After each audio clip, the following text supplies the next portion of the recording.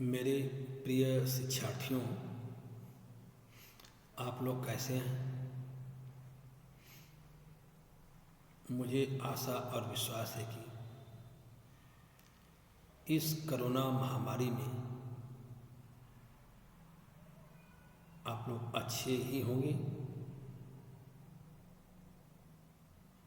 और आज के इस वीडियो चैनल में आप सभी लोगों का हमारे तरफ से सादर अभिवादन और वंदन है। मैं असिस्टेंट प्रोफेसर रामजी यादव, आदित्य प्रकाश जिलान टीचर्स ट्रेनिंग कॉलेज कोदलुम रांची से आज मैं आप लोगों के समक्ष course 8 knowledge and curriculum unit 3 लेकर उपस्थित हूँ। उसमें आज मैं ज्ञान और विद्यालय में क्या अंतर है, ज्ञान का विद्यालय से क्या संबंध है या विद्यालय का ज्ञान से क्या संबंध है, उसके अंतर्गत मैंने ज्ञान क्या है उसको मैंने आपको इसके पहले वाली वीडियो में बता चुका हूँ। आज मैं ज्ञान की विशेषता क्या है उसको लेकर आज इस वीडियो में चर्चा करेंगे। जब व्यक्ति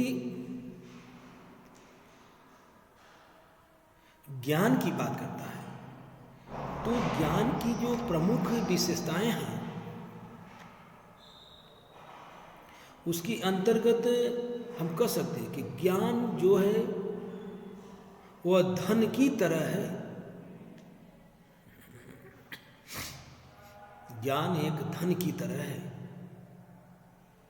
जैसे जितना एक मनुष्य को प्राप्त होता है धन, उतना ही ज्यादा पाने की इच्छा करता है। सेम वही चीज ज्ञान का है। ज्ञान जितना आपके अंदर अधिक है उतना व्यक्ति और ज्यादा ज्ञान हासिल करने की कोशिश करता है। तो ज्ञान की जो ये प्रथम विशेषता है, ज्ञान एक धन की तरह है। जितना एक मनुष्य को प्राप्त होता है उतना ही ज्यादा वह पाने की इच्छा करता है।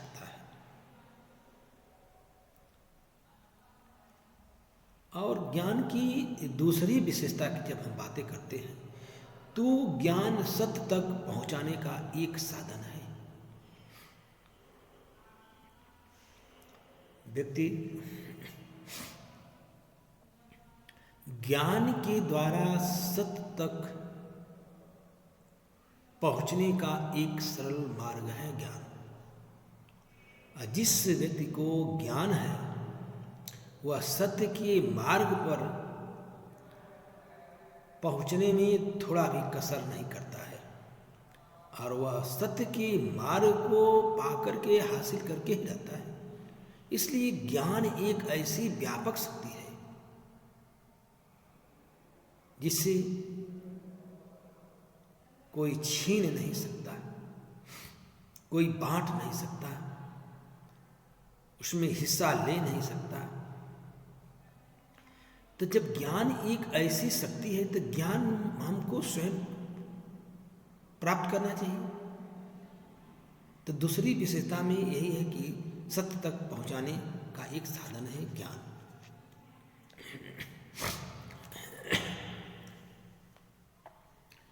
दूसरी बात है कि जैसे ज्ञान की जो बातें आता है कि धर्म की भांति ज्ञान को भी जानने के लिए अनुभव करने चाहिए।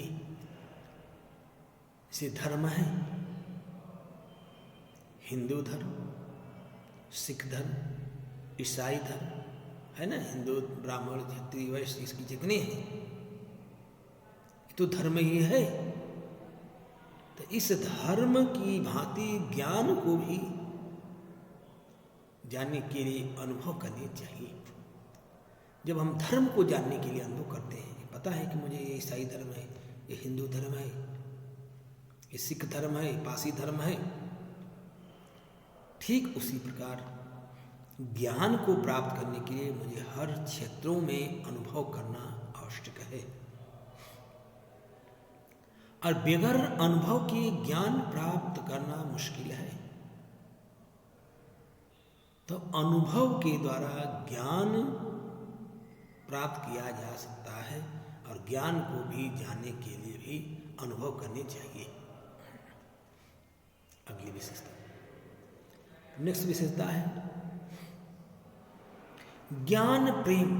कितनी अच्छी बात है। ज्ञान प्रेम तथा मानव स्वतंत्रता के सिद्धांतों का भी आधार है। ज्ञान प्रेम है।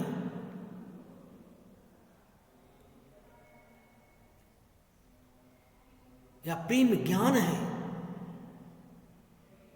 किसी के साथ हम प्रेम कर रहे हैं, ये क्या है? ज्ञान है। और ज्ञान प्रेम तथा मानव स्वतंत्रता के सिद्धांतों का ही आधार है। कभी कभी देखते हैं कहीं लिखा आता है कि मूल बात प्रेम, मूल बात प्रेम। प्रेम क्या है? ज्ञान में है।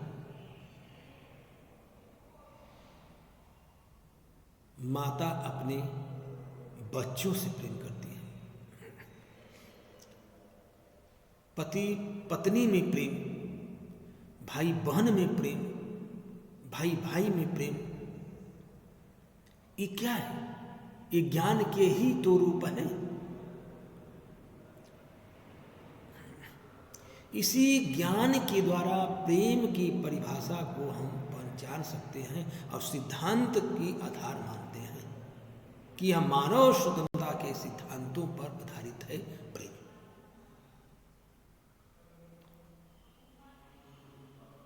अगली विशेषता की हम जब बातें करते हैं तो एक बार प्राप्त किया गया ज्ञान अपनी ही सीमाओं से परे रोशनी प्रदान करता है।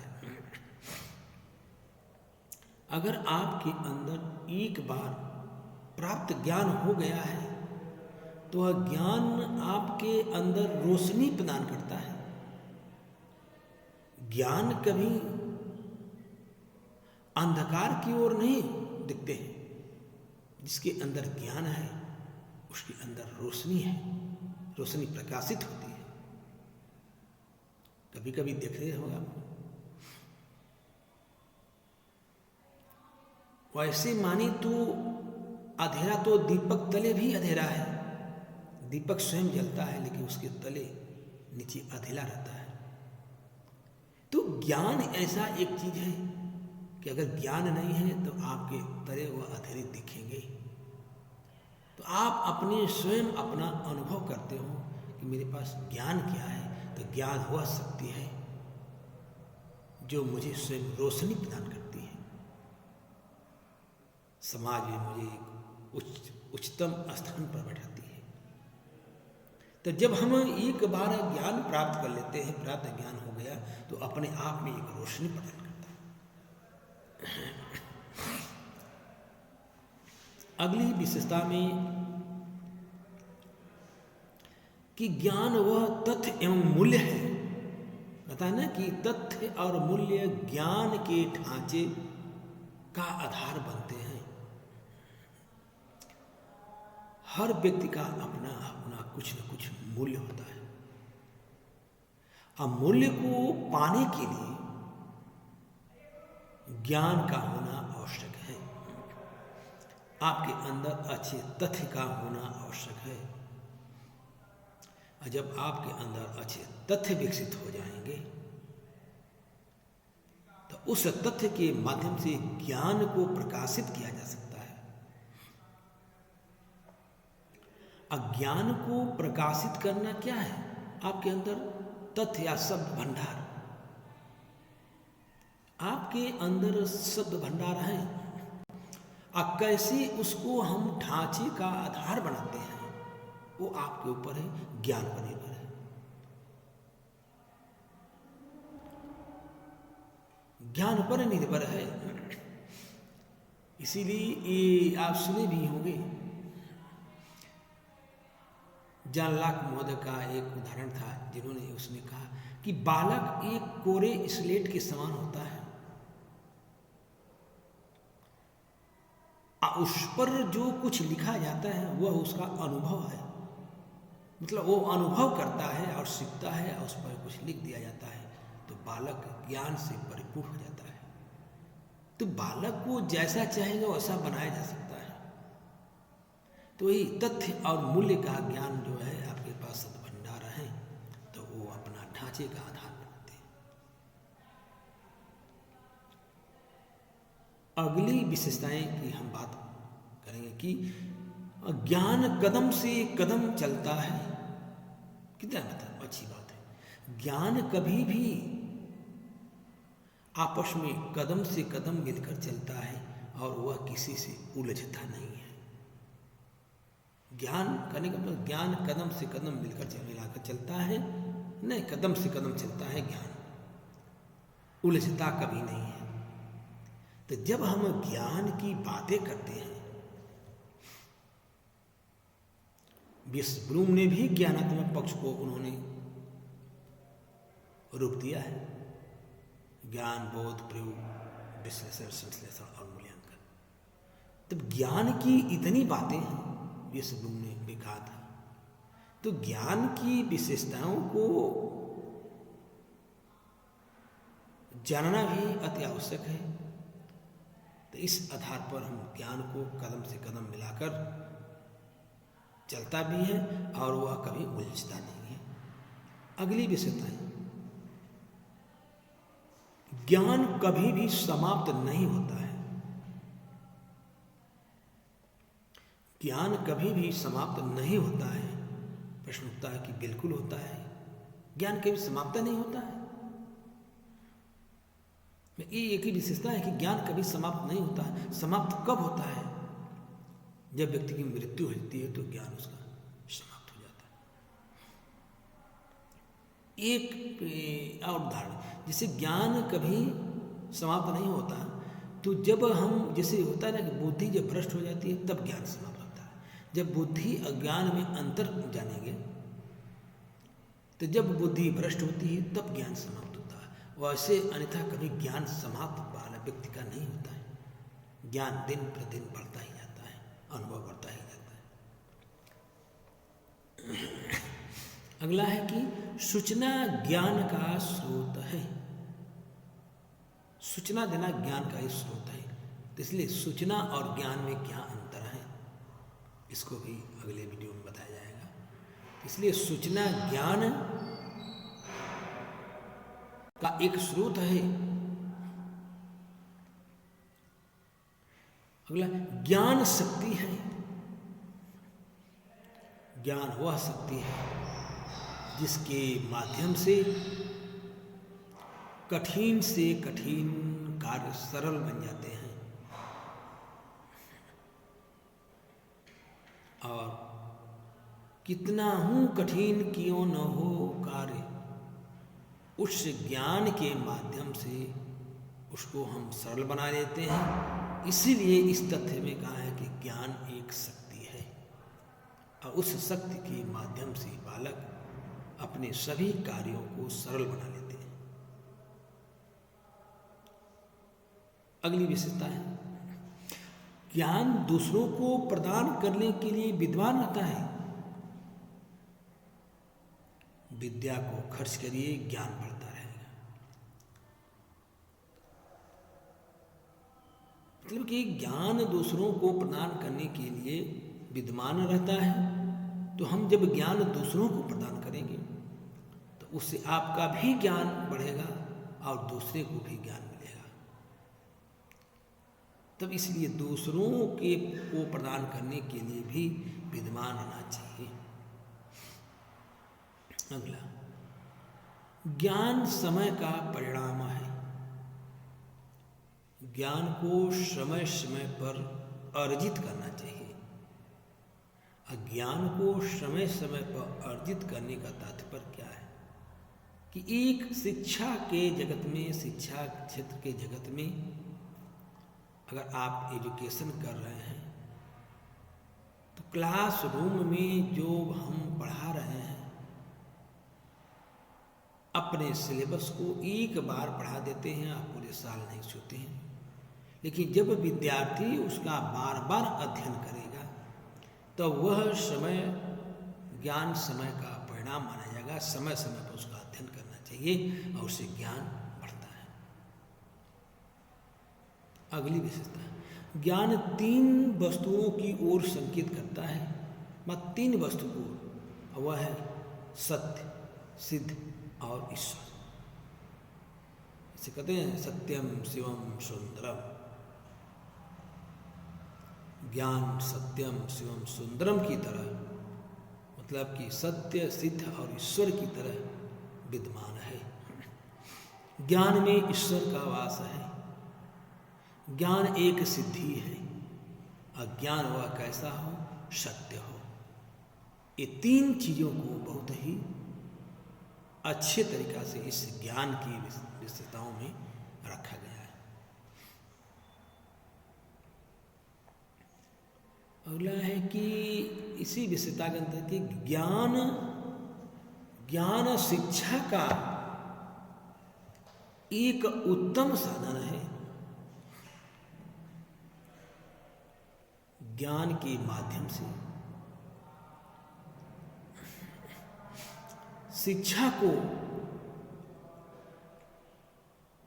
एक उत्तम साधन मानते हुए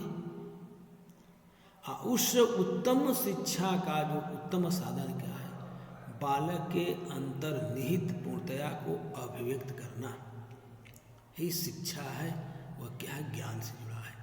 मतलब बालक के अंदर जो चीजें हैं, मैंने पहले बताया था कि बालक एक कोरे स्लेट के समान है और उस पर उसका अनुभव दिखता है। तो बालक के अंदर जो चीजें हैं उसको बाहर की ओर प्रकट करना ही वह शिक्षा है। और किसके द्वारा प्रकट कर सकते हैं? ज्ञान के द्वारा। उस ज्ञान में शिक्षा समाहित हो और वो एक उत्तम साधन के रूप में उसका प्रयोग किया जा रहा हो। अगला है कि एक व्यक्ति को जीवन में समायोजन करना सिखाता है। कितनी अच्छी बात है। ज्ञान जो है व्यक्ति को जीवन में समायोजन करना सिखाता है। और जब ज्ञान व्यक्ति को जीवन में समायोजन करना सिखाता है तो ज्ञान की एक इतनी अच्छी परिभाषाएं, अच्छी विशेषताएं वैज्ञानिकों ने दी है और उसकी विशेषताओं को कहा है। तब क्यों नहीं मैं ज्ञान को अच्छे तरीका से आत्मसात करूं? इसलिए ज्ञान की जो विशेषता है, जब हमके जीवन में वह समायोजन करना सिखाता है तो कहीं न कहीं ज्ञान का महत्व हर व्यक्ति के जीवन में, हर क्षेत्र में आवश्यक है। कि समायोजन करना ही, एडजस्टमेंट करना ही व्यक्ति के ज्ञान को प्रदर्शित करता है। परिवार में आए दिन कुछ न कुछ मनमुटाव होते रहते हैं।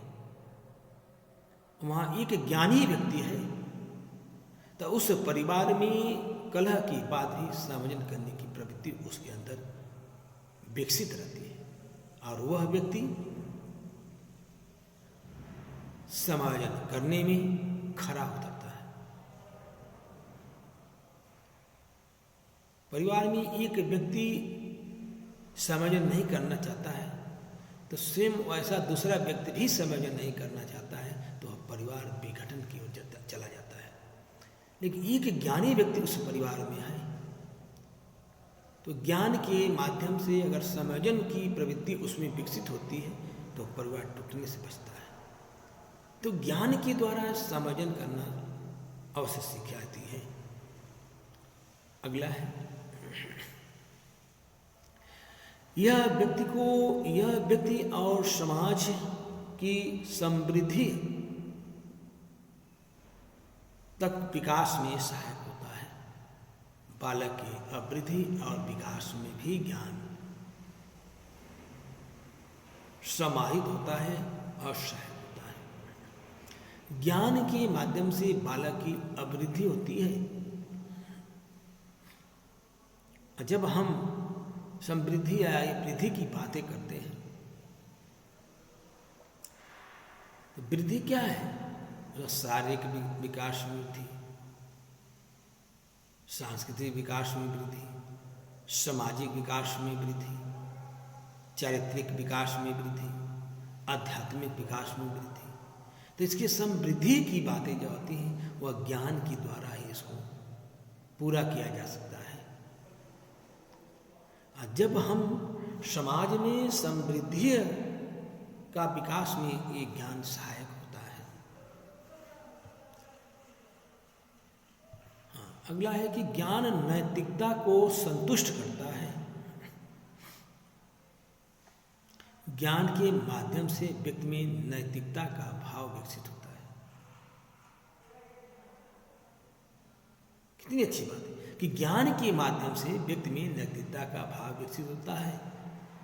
क्या यह इसका मूल मंत्र है? यह इसका मूल मंत्र है। नैतिकता का पाठ जो है मूल मंत्र है। तो यह इसका मूल मंत्र है और वह स्वयं को जानो कहता है कि आप अपनी स्वयं को जाने कि हमारे अंदर कितना नैतिकता का मूल्य है, कितना नैतिकता को संतुष्ट करता हूँ। जब व्यक्ति अपने आप को स्वयं जान लेता है तो वह दूसरे का मूल्यांकन बहुत अच्छे तरीके से कर सकता है। वह क्या? किसके माध्यम से? ज्ञान के माध्यम से। जब ज्ञान के द्वारा अपने आप में नैतिकता न होती है, अपने आप को हम पहचान भी नहीं सकते हैं, तो इसका मूल मंत्र क्या? मूल मंत्र क्या है? अपने आप को जानो या स्वयं को जानो। तो इस नैतिक मूल्यों में व्यक्ति अपने आप को जानने की कोशिश करता है और वो है ज्ञान। अगला पॉइंट, एक व्यक्ति को विचारशील बनना चाहिए, है ना, कि यह व्यक्ति को विचारशील बनाता है। ज्ञान जो है व्यक्ति को विचारशील बनाता है। और जब आपके पास ज्ञान नहीं है तो आप विचारशील बन कैसे सकते हैं? विचारशील क्या है? उस पर अध्ययन करिए। ज्ञान कहता है कोई आपके सामने समस्या है तो ज्ञान के माध्यम से उस पर विचार कीजिए। और जब आप विचारशील हो जाएंगे तो उस समस्याओं का हल स्वयं निकाल सकते हैं। ये ज्ञान की विशेषताएं हैं। और देखिए, एक बहुत ही इंपॉर्टेंट उसकी विशेषता है, अधिक ज्ञान तो अच्छा होता है। मानते हैं अधिक ज्ञान अच्छा है, लेकिन आत्मा को भूखा रखकर नहीं। आप अधिक ज्ञान लीजिए, लेकिन उसमें एक पर है कि आत्मा को भूखा रख के ज्ञान प्राप्त करना, ये अपने आप में अशोभनीय है। अपने आप में वह ज्ञान को परिलक्षित नहीं करता। कभी भी जब हम ज्ञान को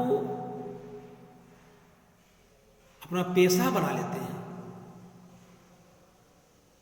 ज्ञान को कि मेरे पास अधिक ज्ञान है, ये मैं पेशेवर हूँ, यहाँ पढ़ाऊँ, ये कार्य करूँ, तो यह ज्ञान अच्छा नहीं। ज्ञान कौन अच्छा है? अधिक ज्ञान तो अच्छा है, लेकिन आत्मा को भूखा रखकर ज्ञान प्राप्त करना ये गलत है।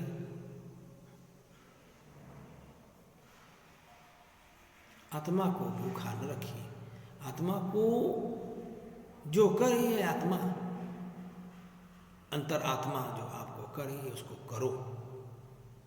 और ज्ञान के माध्यम से, तो इसीलिए अधिक ज्ञान अच्छा है, पर आत्मा को भूखा रखकर ज्ञान प्राप्त करना उचित नहीं है। अगला पॉइंट, ज्ञान एक मानसिक था। ज्ञान किससे प्राप्त होता है? वह मानसिक आधार से। इन मानसिक आधार के द्वारा जब ज्ञान को हम प्राप्त करते हैं, तो ज्ञान के भाषा में एक निहित शक्ति है। कहने कि ज्ञान एक मानसिक आधार है, मानसिक आधार एक निहित शक्ति है। ज्ञान एक शक्तिशाली आधारभूत सिद्धांत के रूप में परिलक्षित होता है, और उस ज्ञान के आधार पर अपने मस्तिष्क में जिस ज्ञान को हम विचरण करने के लिए रखे हैं, इसलिए उसका मानसिक आधार मानते हुए एक उसे निहित शक्ति भी मानते हैं कि समय और आवश्यकता के अनुसार हमारे मन मस्तिष्क में ज्ञान का भंडार है, और जब आवश्यकता पड़ती है तो उस शक्ति को हम अपना प्रयोग के रूप में लेते हैं और प्रयोग करते हैं। ज्ञान को का प्रयोग करना गलत स्थानों पर नहीं, अच्छे स्थानों पर। इसलिए व्यक्ति आपको समायोजित करने के लिए करता है। अगला पॉइंट, ज्ञान मानव को प्रसन्नता का साधन है। अगर आपके ज्ञान आपके अंदर है तो मानव हमारा प्रसन्नचित रहता है, और उस प्रसन्नचित मन से जिस ज्ञान को वो हासिल करता है, उस ज्ञान में उसका मन मस्तिष्क और प्रसन्नचित रहता है। जब ज्ञान को प्राप्त करने से पूर्व आपके मन मस्तिष्क में तमाम कठिनाइयाँ, तमाम समस्याएं चल रही हैं, तो वह ज्ञान से प्रसन्नचित नहीं होता। तो क्या होता है? विचारशील होता है, विचार करने योग्य बातें होती हैं। अब व्यक्ति उस तथ्य पर मूल्यांकन करके उसका विचारशील बनता है और विचार करता है उस तथ्य पर, और जब उस तथ्य पर विचार करके अपने ज्ञान की प्राप्ति करता है, तो इसीलिए ज्ञान की प्राप्ति करना मानव के लिए प्रसन्नचित है, उसको एक साधन माना गया है। अगली विशेषता, ज्ञान में मानव कल्याण की भावना निहित है। ज्ञान ऐसा हो जिसमें संपूर्ण विश्व का कल्याण हो, ऐसा ज्ञान हो। ये नहीं कि सिर्फ मेरा कल्याण हो, ऐसे ज्ञान की कोई आवश्यकता नहीं है। ज्ञान में मानव कल्याण की भावना विकसित हो, संपूर्ण मानव कल्याण की भावना विकसित हो। होता है ना, धर्म की जय हो, धर्म की जय हो, अधर्म का नाश हो। कहने का तात्पर्य कि धर्म की जय हो मतलब सभी धर्मों की जय हो। हिंदू धर्म हो, मुस्लिम धर्म हो, सिखाई धर्म हो, पारसी धर्म हो, इस्लाम धर्म हो, मतलब क्या? सभी धर्मों का जय हो, अधर्म का नाश हो। अधर्म माने क्या? जो उसमें अधर्मी लोग हों उसका नाश हो, सबका नाश नहीं। तो ज्ञान ये है कि सभी धर्म की जय हो, अधर्म का नाश हो, जो उसमें अधर्मी लोग हों उसका नाश हो, प्राणियों में सद्भावना हो, प्राणियों में सद्भावना, ज्ञान ऐसा हो जिससे प्राणियों में सद्भावना हो। कौन? प्राणियों में सद्भावना हो और विश्व का कल्याण हो। कौन सा प्राणी? मानव, पशु पक्षी जीव जंतु जो भी हैं, सबका कल्याण हो, सिर्फ अपना कल्याण नहीं हो, मानव जाति का कल्याण हो। इसलिए प्राणियों में सद्भावना हो और विश्व का कल्याण हो। इस विश्व में जितने अच्छे लोग हैं, धर्मी लोग हैं, उनका कल्याण हो, सिर्फ अपना नहीं। तो ज्ञान में मानव कल्याण की भावना निहित हो। इकबाल ने कहा था कि सर्वधर्म समभाव, ना, सर्वधर्म समभाव, सभी धर्म एक समान है। मजहब नहीं सिखाता आपस में बैर रखना, आपस में बैर रखना। तो ज्ञान मुझे ऐसा हो आपस में वैमनस्यता न हो और वह हमेशा विश्व के मानव कल्याण की भावना उसमें निहित हो। तो ज्ञान की विशेषताओं को मैंने बहुत ही अच्छी तरीका से परिभाषित किया हूँ। मैं आपके सामने ये, मुझे आशा और विश्वास है कि ये वीडियो आपको बहुत ही अच्छी लगेगी और ज्ञानवर्धक भी है, और इसको आप सुनेंगे तो ज्ञान की विशेषताओं का परिपूर्ण रूप दिया गया है। और जब हम उसी के अंतर्गत हम ज्ञान के सिद्धांत की बातें करते हैं तो पहले जानिए ज्ञान का सिद्धांत उसके प्रकार पर निर्भर है। और ज्ञान के सिद्धांत ज्ञान के प्रकारों पर आधारित है। नोट्स भेजेंगे तो उसमें ग्राफ आपको मिलेगा। और उसमें मैंने उसके प्रकार में पहला सिद्धांत रखे थे कि आधुनिक सिद्धांत। आधुनिक सिद्धांत क्या है?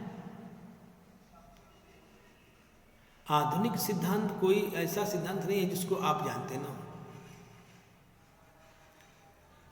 कहने का तात्पर्य है कि मैं जो भी कार्य सीख रहा हूँ, जो भी ज्ञान प्राप्त कर रहा हूँ, तो उसका मैंने पहले प्रायोगिक सिद्धांत करें। और वह प्रायोगिक सिद्धांत जो है इंद्रियों के द्वारा, उस इंद्रियों के द्वारा से प्राप्त ज्ञान को मैं आधुनिक ज्ञान के अंतर्गत रखते हैं।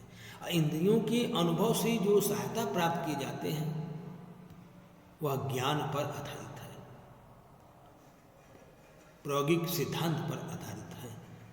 और जब यह ज्ञान का ऐसा सिद्धांत है जो ज्ञान को प्राप्त करने में इंद्रियों का सहयोग पर बल देता है।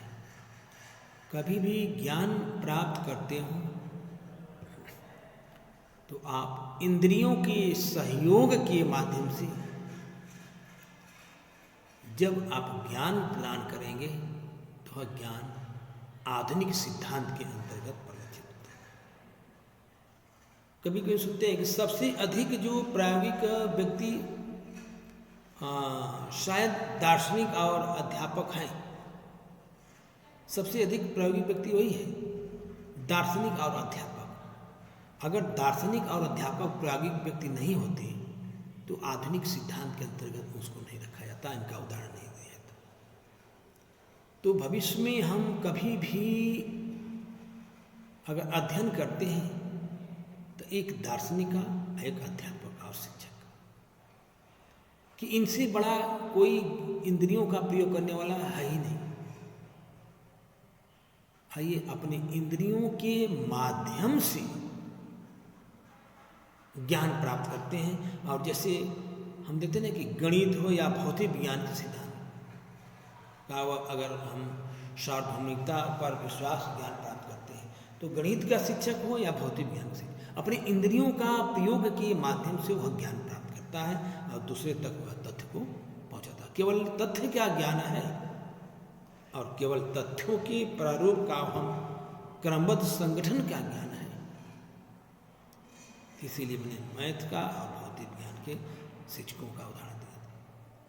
और जब हम मध्य युग में बात करेंगे, मध्य युग में एक अंग्रेज दर्शन शास्त्री थे, उनका नाम है जॉन लॉक। जॉन लॉक का पहले भी नाम लिया था। तो जॉन लॉक ने को हम पहले अनुभववाद को पुनः चेतना प्रदान करने के लिए तथ्य पर उन्होंने बल दिया था और कहा था कि जन्म के समय मनुष्य का मन एक सपाट स्लेट की भांति होता है जिन पर अनुभवों की सहायता से कुछ भी लिखा जा सकता है। कितनी अच्छी बातें कहा जॉन लॉक कि बालक जब जन्म लेता है तो वह स्लेट की भांति सपाट होता है और उस पर अनुभवों के द्वारा उस पर लिखा जा सकता है। और जब इस बात को हम लिख सकते हैं तो जॉन लॉक की बातें सत्य हैं कि ज्ञान में ये चीजें परिलक्षित हैं और ज्ञान में होती हैं। उसी क्रम में अंग्रेज दार्शनिक हुम्स ने भी यह कहकर इसका अनुगमन भी किया और वह अनुगमन में एक बात रखा कि मानव का जो मस्तिष्क है उसकी चेतनाओं का जोड़ है। मानव मस्तिष्क में हर चीजें विकसित हैं। एक अच्छे से अच्छे इंसान को भी मानव का मस्तिष्क बुरा भी बना देता है और बुरा इंसान को मानव का जो मस्तिष्क है वो अच्छा बनाता है और वह आप पर निर्भर है कि उस बालक को ज्ञान के माध्यम से आप किस क्षेत्र में उसको ले जाना चाहते हैं और उसमें आप तत्पर हो जाते हैं। तो जब हम मानव के मस्तिष्क को उसकी चेतनाओं का जड़ मानते हैं तो इस प्रक्रिया में मनुष्य की क्या है, किसका दोष देते हैं, किसको हम रखते हैं कि यह आनुवंशिक है। आनुवंशिक बालक का आपका पढ़े होंगे फर्स्ट ईयर में कि वंशानुक्रम और वातावरण, मतलब वांशिकता आनुवंशिकता क्या है।